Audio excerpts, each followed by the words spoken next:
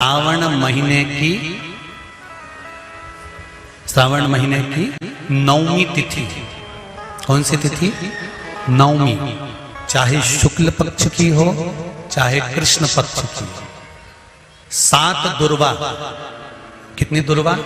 7 दुर्वा अशोक सुंदरी वाली जगह पर चढ़ाकर, शंकर भगवान के ऊपर चढ़ाकर, गणेश जी के चरणारविंद को लगाकर उसको लेकर आना है।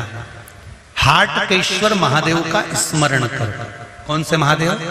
हाटकेश्वर महादेव। उसको लेकर आइए। उदर में, पेट में रोग हो, बीमारी हो, बहुत ज्यादा तकलीफ हो रही हो, शरीर के अंतर्गत एसिडिटी रहती हो या पेट के अंतर्गत कोई ना कोई बीमारी बनी ही रहती हो, उसको भादो के महीने में, कौन से महीने में? भादो के महीने में किसी भी दिन सुबह के समय जब आप वो दुर्वा लेकर आए, 5 दिन, 6 दिन, 7 दिन में एक एक कर कर खाली पेट उसको चबा चबा कर खा लो और पानी पी लीजिए। करना पड़ेगा श्रावण महीने में, खाना पड़ेगी भादो में। चतुर्मास में चारों महीनों का बड़ा बड़ा महत्व है। कभी आपको एक स्मरण रहा हो कि जिस नारी के, स्त्री के रजोधर्म से जुड़ी हुई या पुरुष वर्ग में भी कहीं ना कहीं किसी ना किसी रूप में इस उदर से लेकर एड़ी तक के बीच में जो भी तकलीफें होती हैं उससे जुड़ी हुए के लिए भी सावन के महीने में एक प्रयोग आता है। उसको कर लेने से संपूर्ण जीवन समय में ये नाभि कोश से लेकर एड़ी तक के बीच में कभी तकलीफ हो ही नहीं सकती। और वो जल शंकर भगवान को शूलपाणेश्वर महादेव के नाम से चढ़ाया जाता है। कौन से महादेव के नाम से? शूलपाणेश्वर महादेव। शूलपाणेश्वर उसका भी स्थान है कि वो जल कहां चढ़ता है। तो पहले तो नवमी तिथि का दुर्वा प्रयोग भगवान शंकर को समर्पित करते हुए, अशोक सुंदरी वाली जगह पर समर्पित करते हुए श्री गणेश जी महाराज को कहकर,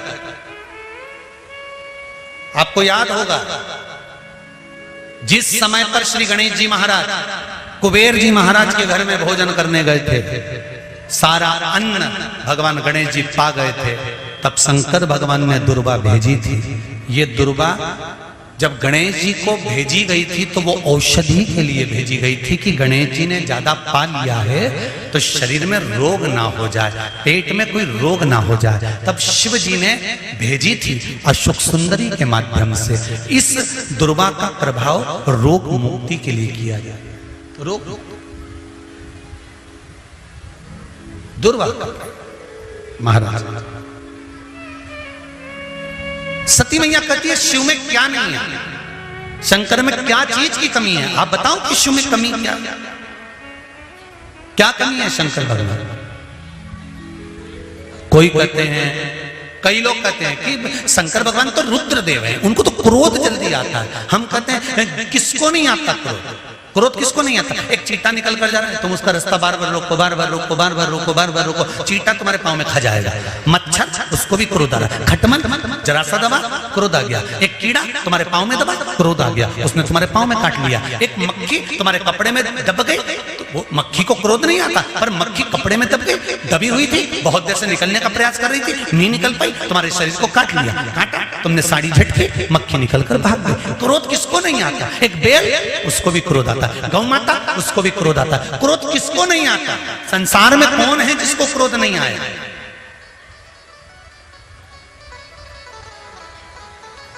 मेरे शिव को क्रोध आता है, पर कब आता है? कहा जब भगवान विष्णु कहते हैं कि अब सृष्टि का संहार करना है, तब मेरा देवाधिदेव महादेव क्रोध में आकर सृष्टि का संहार कर देता है। सती मैया कह रही है पिताजी शिव जी से मेरा विवाह करा दो। शंकर भगवान ने विवाह करा दिया, मन गवारा नहीं करा, इसलिए शिव जी को पूछते नहीं थे। कई संसार में कई लोग ऐसे हैं जो शंकर भगवान की आज भी निंदा करते हैं। संसार में कई लोग हैं, और दूर नहीं, तुम्हारे अड़ोसी पड़ोसी में भी कई लोग ऐसे होंगे, तो मंदिर जाओगे तो भी निंदा कर देंगे। ये चलिए शिव जी की भक्तन, ये चलिए शंकर जी के मंदिर। कई लोग ऐसे होंगे जो अपशब्द कर देंगे, शंकर जी में क्या रखा है, क्यों वो सियोर वाले के चक्कर में पड़े हो, क्यों ऐसा कर रहे हो, क्यों वैसा कर रहे हो। उसको तो कथा तक नहीं आती, दिन भर बैठ के उपाय बताते रहता है, तोड़ के बताता रहता है, तो भी तुम मुंह से कह देती हो। उसने किसी के घर जाके थोड़ी ना किया कि तुम उपाय करो, मन हो तो करो, नहीं तो चक्कर तान के सो। कौन कहे? किसी और वाला महाराज तुम्हारे घर पर आकर कहा था कभी कि तुम ये करो? अगर तुम्हें कथा अच्छी लगे तो टीवी चालू रखो, नहीं तो रिमोट तुम्हारे हाथ में दूसरा महाराज आ रहा होगा, उसको देखो। कहा किसने तुमसे किसी और वाले महाराज? शंकर से दिल लगाना सरल नहीं है, शिव से दिल लगाना बड़ा कठिन है। दूसरा, धन की कमी है, संपदा नहीं है, पैसा नहीं आ रहा, व्यापार नहीं चल रहा, कहीं से आवक नहीं हो रही, बहुत कष्ट का समय चल रहा है। शमी के वृक्ष में, शमी के वृक्ष के नीचे जब जाएं, और शमी के वृक्ष के नीचे सोमवार के दिन और शुक्रवार का दिन, दोनों दिन में से कोई सा भी एक दिन पकड़ लें, जिस दिन हमें शमी के वृक्ष के नीचे जाकर घी का एक दीप समर्पित करना है और 7 चावल के दाने समर्पित करना है। उसी का एक चावल का दाना उठाकर शंकर के शिवलिंग में ले जाकर चढ़ाना है। आपको मालूम ही नहीं पड़ेगा कैसे आप धीरे धीरे संपदावान बनते चले जाएंगे। शमी का पौधा वैभव देना प्रारंभ, मेहनत आपकी है, संघर्ष आपका है, आपको परिश्रम भी करना है और साथ में विक्रम भी। तीसरा, यदि कोई व्यक्ति नशे में धुत हो जाए और नशा समाप्त ही नहीं होता, मदिरा के नशे में इतना डूब गया कि वो छोड़ने को तैयार नहीं, शमी के वृक्ष के नीचे शिवलिंग का निर्माण करो और शिवलिंग का निर्माण कर कर उसी पर 7 बार जल चढ़ाना प्रारंभ करो। श्रावण के महीने में पहले कहा था 1 लोटा जल सारी समस्या का हल। अब अभी क्या बोल रखा है? सावन के महीने में 2 लोटा जल सारी समस्या का हल। कितने लोग जा रहे हैं, कितने भगवान को जल चढ़ाने के लिए जा रहे हैं, कितने भगवान को जल समर्पित करने जा रहे हैं। ढेरों लोग, मंदिर में अपार भीड़ पड़ी है। अभी कुछ दिन पहले अखबार में देखा था कि सोमवार को महाकाल बाबा के दरवाजे पर भीड़, काशी में भीड़, और ओमकारेश्वर भीड़, कुबेरेश्वर धाम भीड़, जितने जितने शिवालय हैं सब दूर भीड़ बढ़ गई। पर शिव पुराण की कथा कहती है कि शंकर का मंदिर और शंकर की कथा भीड़ बढ़ाने का स्थान नहीं है। शंकर का मंदिर और शंकर की कथा भाव बढ़ाने का स्थान है। यहाँ शिव के मंदिर में जब जाएं, शिवालय में जब जाएं, या शिव महापुराण की कथा में जब पहुंचे, तो हमारे भीतर का भाव बढ़े, हमारे भीतर का विश्वास बढ़े, हमारे भीतर की दृढ़ता बढ़े।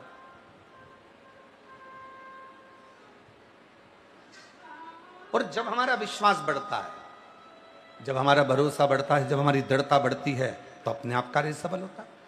मंदिर तो ढेर जा रहे हो, शिव मंदिर में भीड़ लगी पड़ी हुई है, सारे शिवालयों में भीड़ लग गई। शिव महापुराण ने संसार के लोगों को मंदिर जाना सिखा दिया, सारे शिवालय भरे पड़े हुए हैं। पर शिवालय तक तुम जाओ, शंकर जी को रोज सावन के महीने में 2 लोटा जल चढ़ाओ, और उस जल के साथ में तुम्हारा विश्वास भी शिव के चरणों में हो। क्या सोच कर जा रहे हो? केवल शंकर सोचकर नहीं, केवल ये सोचकर नहीं जाना कि शिवालय, केवल ये सोचकर नहीं जाना कि मंदिर है, केवल ये विचार कर कर नहीं जाना कि भगवान शंकर का शिवलिंग पत्थर का है, पाषाण का है, लकड़ी का है, पारद का है, स्फटिक का है, मुझे जल चढ़ाना। ना ना ना, शिवालय जाना, शंकर के मंदिर जाना, तो ये विचार कर जाना कि अपने पिता से, अपने बाबुल से, अपने बाबा से बात करने जा रही हूँ। वहाँ मेरा पिता बैठा है, वहाँ मेरा बाबुल बैठा है, वहाँ मेरा जगत का बाप बैठा है। और जब मैं अपने दिल की बात अपने पिता से कहूँगी, अपने मन की बात जब अपने बाबुल से कहूँगी, तो निश्चित है कि मेरा पिता मेरी बात को सुनेगा और मेरे गोद में मेरी झोली जरूर भरेगा, ऐसी कृपा जरूर करेगा। तो जल के साथ में विश्वास लेकर जाए। जिसके घर में संपदा की कमी होती है, जिसके घर में कर्जा बढ़ जाता है, लक्ष्मी नहीं आती, बहुत टेंशन की जिंदगी जीता है मनुष्य, व्यापार चल नहीं रहा, बहुत तकलीफ का जीवन चल रहा होता है, तो आज भी नियम है महाराज, आज भी नियम कि सोमवार, शुक्रवार, ये 2 बार ऐसे हैं, इन 2 बार को यदि कटोरी में थोड़ा सा शहद रखकर, मधु रखकर यदि लक्ष्मी जी का स्मरण किया जाए और माता लक्ष्मी जी का स्मरण कर कर एक लाल पुष्प उस कटोरी के सम्मुख में माता लक्ष्मी का नाम लेकर रखा जाए और बाद में वही शहद, वही मधु और वही पुष्प सोमवार का दिन और शुक्रवार के दिन लक्ष्मी का पूजन कर कर, स्मरण कर कर, दूसरे दिन शुक्रवार के दिन पूजन करें, शनिवार के दिन उस मधु का, उस पुष्प का विसर्जन करें, सोमवार के दिन पूजन करें लक्ष्मी जी का स्मरण कर कर, और मंगलवार के दिन अगर विसर्जन करें, 5 या 7 सोमवार या शुक्रवार को यदि आप मधु का भोग लक्ष्मी जी को लगाना प्रारंभ कर दें, शिव का नाम स्मरण कर कर, तो उसके घर में कभी संपदा की कमी नहीं होती, लक्ष्मी उस संपदा को बढ़ाती है। और हम तो यहां तक कहेंगे, प्रयास करो, अगर आपके घर में छोटा सा शिवलिंग विराजमान है, आपके घर में अगर छोटा सा शंकर जी का शिवलिंग है, छोटा सा शंकर भगवान का शिवलिंग है, या आपके घर में कुबेरेश्वर धाम का कंकर है, और आपके घर में यदि शंकर भगवान का शिवलिंग है, या सीहोर का रुद्राक्ष हो, या शंकर भगवान का शिवलिंग हो, या कंकर शंकर हो, तो निवेदन है जहां पर भी शिवलिंग आपके घर में विराजमान है, अगर छोटी सी कटोरी में एक बेलपत्र को आप नीचे रखिए, छोटी सी कटोरी उस बेलपत्र के ऊपर रखकर उसमें थोड़ा सा मधु, शहद, शंकर भगवान की साक्षी में शिव जी के सामने अगर शुक्रवार की शुक्रवार रखना प्रारंभ कर दो, धीरे धीरे संपदा की वृद्धि अपने आप होना प्रारंभ होगा। मधु, देवी भागवत का यह प्रसंग है, छठे स्कंद का 16वां और 17वां अध्याय देवी भागवत का वर्णन करता है। मां लक्ष्मी पृथ्वी पर आ गई, रात्रि को देखा कहीं स्थान नहीं, एक बूढ़ी के स्थान पर, बूढ़ी के दरवाजे पर जाकर विनय करी, शहद मधु पाने को मिला, वर दे दिया, मैं तुझे वर देती हूं, तेरे घर में कभी संपदा की कमी नहीं आई। तूने मुझे मधु दिया है, तूने मुझे शहद दिया है। 56 भोग दीपावली के दिन माता लक्ष्मी को लोग लगाते हैं, ढेरों सारा गुजिया, पपड़िया, बर्फी, चक्की, मठरी, खाजे, पपड़िया सब लक्ष्मी जी को भोग लगाते हैं। पर यदि एक पान के पत्ते पर भी एक बूंद अगर शहद का दीपावली के दिन अगर रात्रि को भी लक्ष्मी को भोग लगा दिया जाए तो कभी संपदा कम नहीं, कभी संपदा। एक बूंद मधु का, शहद का यदि सामने रखा जाए, लक्ष्मी जी के भोग लगाया जाए, तो संपदा की कमी नहीं आ सकती, क्योंकि मां वर देती है। पहले की कथाओं में कहा कि मंदिर में झाड़ू लगा देने से मंदिर का जो निर्माल्य है, निर्माल्य मतलब जो भगवान पे चढ़े हुए फूल, पत्ती, सामग्री है, इनको उठाकर विसर्जन में रख देने से, या कहीं ले जाकर विसर्जन कर देने से, या मंदिर में थोड़ा सा भी जीवन में कोई फैलारा पड़ा हुआ है, कोई कचरा पड़ा हुआ है, कोई सामग्री पड़ी है, उसको उठाकर रख देने से हमारे जीवन में अगर कोई बोझ है, हमारी जिंदगी में अगर कोई दुख पहाड़ जैसा टूट रहा है, तो वो दुख अपने आप टल जाए, अपने आप। उस दुख को टालने के लिए कहीं नहीं जाना, वो दुख अपने आप टल जाए। एक बात और स्मरण में रहे,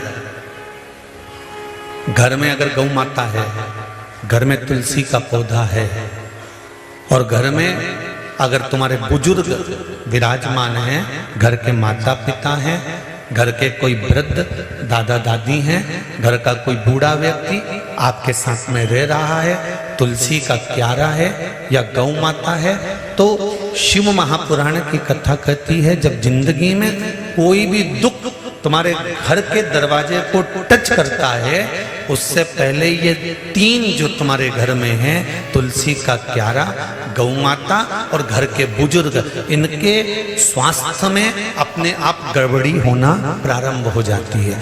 किस किस में? तुलसी का क्यारा मुरझाने लगेगा, तुलसी सूखने लगेगी, कितनी भी बारिश हो थोड़े दिन अच्छी रहेगी, फिर वापस मुरझा जाएगी। 4 महीना सावन भादो कुमार कार्तिक तो अच्छी रहेगी, फिर वापस वो मुरझा जाएगी। मतलब जरूर घर में कुछ ना कुछ दुख आने वाला। गौ माता बार बार बीमार पड़ रही है, गाय तुम्हारे घर में है, वो चारा नहीं खा रही है, पानी नहीं पी रही है, उसको कोई तकलीफ हो रही है, समझ लेना कि घर में कोई दुख आया होगा, उसने अपने ऊपर ले लिया होगा। घर के बुजुर्ग, घर के माता पिता, घर के बयो, घर के वृद्ध, ये जो घर में जो बड़े होते हैं ना, ये दिन भर बैठकर टीवी के सामने भले शिव पुराण सुनते हो, भजन करते हो, कीर्तन करते हो, मंत्रमाला करते हो, तो घर के बच्चों का, घर के बेटा बेटी का, घर के परिवार के व्यक्ति का सारा दुख ये अपने माथे पर ले लेते। जब घर का बुजुर्ग गौ माता और तुलसी का पौधा ये अपने मस्तक पर सारा दुख ले लेते हैं, तो हमारे घर का, इस पृथ्वी का बयो वृद्ध बड़ा है कौन? क्योंकि जितने भी देव हैं वो केवल देव हैं। देवताओं का भी घर का अगर कोई बड़ा है तो वो महादेव है। तो हमारे जीवन में अगर दुख आता है, तो अगर सिर पर झेलता है तो मेरा महादेव जी, हमारे जीवन के दुख को अगर झेल रहा है तो वो देवादिदेव महादेव जी। धूल जो होती है ना, घर में जमा होती है, कपड़ों पर लग जाती है, और वो धूल को आप ऐसे ऐसे झटकार दो, वो धूल पूरी झड़ जाती है। आपने कपड़ा उठाकर दीवार पर झटकारा, वो दीवार भी धूल से झटक जाती है, साफ हो जाती है। पर मान लो वो धूल में थोड़ा सा पानी मिल गया, तुम्हारे झटकने से झटकेगी? जम के तो बोलो। कपड़े में धूल जमी थी और उस पर पानी लग गया तो वो झटकेगी? क्या हो गई? वो अभी तक धूल थी, पानी लगते से ही वो मिट्टी हो गई, कपड़े में चिपक गई, अब वो झड़ने वाली नहीं है। धोना पड़ेगा, साफ करना पड़ेगा, मिट्टी को हटाना पड़ेगा, मिट्टी को साफ करना। धूल पानी मिलने पर मिट्टी हो जाती है, और मिट्टी अगर वो बन गई तो फिर धीरे से उसके शिवलिंग का निर्माण हो जाता है। भगवान की कोई गणेश जी की मूर्ति बन जाती है, कोई देवी जी की प्रतिमा बन जाती है, फिर उसका पूजन, उसकी आराधना, उसकी अर्चना हो जाती है, उसकी पूजन अर्चना। वो मिट्टी, वो धूल थी, पर अब वो मिट्टी बन गई पानी लगने के बाद। और याद रखना, धूल को झटका जा सकता है, पर मिट्टी को झटका नहीं जा सकता। मिट्टी चिपक जाती है शरीर से तो फिर उसको धोया जाता है, उसकी मूर्ति बन जाती है, उसका श्रृंगार हो जाता है, उसका पूजन हो जाता है, वो श्रेष्ठ हो जाता है। कब बनी वो मिट्टी? जब उसमें पानी लग गया। जब उसमें पानी लगा तो वो मिट्टी बनी। पानी लगने के बाद वो मिट्टी बनी, नहीं तो वो धूल थी। उसी तरह संसार में जितने मनुष्य का जन्म होता है, जितने मानव जन्म लेते हैं, वो भी धूल की तरह हैं। पर जब भक्ति का जल उसमें मिल जाता है, भगवान शंकर की अविरल भक्ति का जल, शिव महापुराण की कथा का जल, सत्संग का जल जब उसे लग जाता है, तो वो मनुष्य फिर धूल नहीं रहता, वो एक मिट्टी की तरह एक मूर्ति बनकर संसार में पूजा जाता है, पूजा जाता है। फिर वो धूल नहीं रहा। जब तक शिव की शरण में नहीं आए, जब तक भगवान शंकर की शरण में आप नहीं आए, जब तक शिव की शरण में आप नहीं पहुंचे, तब तक धूल थे, कोई ने झड़ा दिया, झटका दिया, कोई ने कुछ कह दिया, कोई ने कुछ बोल दिया, कोई ने अपशब्द कह दिया, कोई ने ताना दे दिया, कोई ने गाली दे दी, कोई ने आड़ा टेढ़ा कह दिया, और आप मन से दुखी हो गए, आप हृदय से दुखी हो गए, आप हृदय से नेत्रों से नीर बहने लगा, आंखों से आंसू बहने लगे, फिर आप दुखी हो गए, दुखी। पर जब शिव की कृपा हो जाती है, भगवान शंकर की करुणा हो जाती है, जब मेरे उघड़दानी दया करना प्रारंभ कर देते हैं और अपनी भक्ति का थोड़ा सा जल, अपनी भक्ति का थोड़ा सा जल आपके शरीर के इस आत्मा को, चित्त को छूता है, फिर आप केवल साधारण नहीं रहते, आप धूल नहीं रहते, आप कुछ श्रेष्ठ बन जाते हैं, आप कुछ खास बन जाते हो। और जब आप में श्रेष्ठता आ जाती है, आप जब कुछ खास बनते हो, श्रेष्ठ बनते हो, आप में कुछ अच्छाइयाँ आ जाती हैं, तो फिर जितना संसार में रहने वाला मानव है, जितना मनुष्य, दुनिया के जितने लोग हैं, फिर आपका आदर, सम्मान, सत्कार करना प्रारंभ कर देते। श्रेष्ठता श्रेष्ठता कब प्राप्त हुई? क्या बना चला रहे हो? श्रेष्ठता कब आई? श्रेष्ठता कब प्राप्त हुई? श्रेष्ठता कब मिली? जब भगवान की अविरल भक्ति, भगवान के निर्मल भक्ति का जल आपको और हमको प्राप्त हुआ, जब भगवान की अविरल भक्ति का जल आपको और हमको मिला, और कृपा की ना हो जो आदत तुम्हारी, तो सुनी रे तुम्हारी, गरीबों के दिल में जगह तुम ना पाते, तो किस दिल में होती इबादत तुम्हारी, कृपा की ना हो शंभु शंभु शंभु तुम्हारी, तो सुनी रे अदालत तुम्हारी। उसकी भक्ति का जल, शिव की अविरल भक्ति का जल हमको छूता है। जैसे शिव महापुराण की कथा कहती है, भगवान शंकर का चरित्र कहता है। शिव को प्रिय क्या है? शंकर भगवान को सबसे ज्यादा प्रिय है आपकी मुख से निकला हुआ सत्य वचन।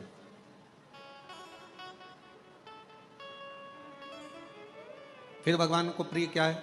तो कहा, जो एक लोटा जल आप भगवान देवादिदेव महादेव को चढ़ाते हैं, वो शिव को प्रिय है। और अभी तो कितना सुंदर है सावन का महीना,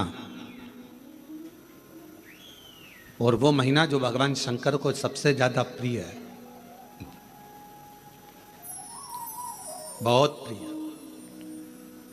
कारण मां सती, मां उमा, मां कात्यायनी, मां कुष्मांडा, मां स्कंदा, मां महागौरी, जितनी जितनी माता पूर्व में हुई हैं, जो शिव जी के साथ में ब्याही हैं, शिव को जिन्होंने अपना बना लिया था, उन सभी माताओं ने सावन के महीने में शंकर भगवान को प्राप्त किया था। और शिव जी ने सावन के महीने में ही उनको अपना बना लिया था। और ये बात भगवान शिव ने स्वयं कही।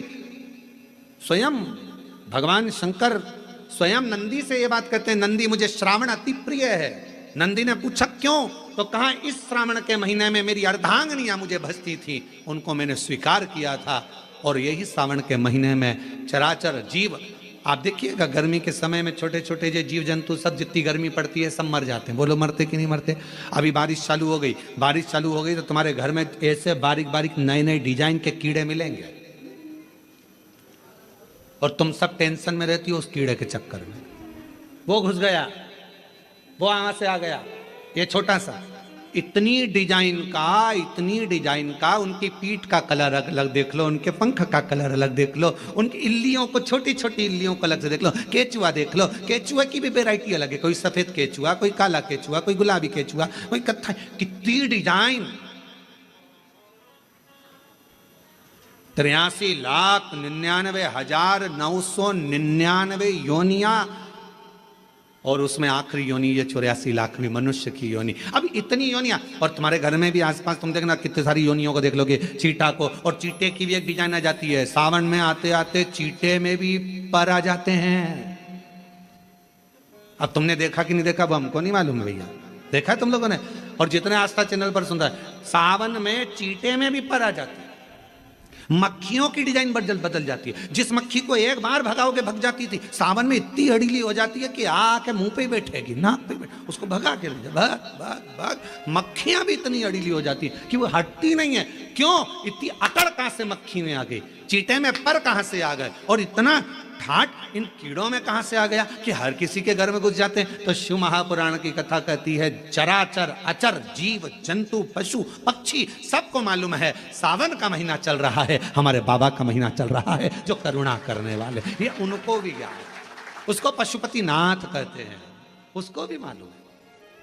अब जरा विचार करिए, जिस चीटे में कभी पर नहीं आते वो चीटे में सावन में पर आ जाते हैं। जब चीटे को पर दे सकता है तो सावन में एक लोटा जल चढ़ाने वाले को भी मेरा बाबा उड़ा तो सकता है, आगे बढ़ा तो सकता है, उन्नति की ओर ले जा तो सकता है। वो शिव तत्व है।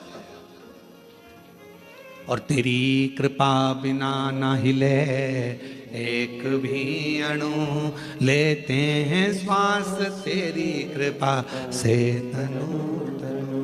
बखान क्या करूं मैं राखों के ढेर का, चपटी भभूत में खजाना कुबेर का।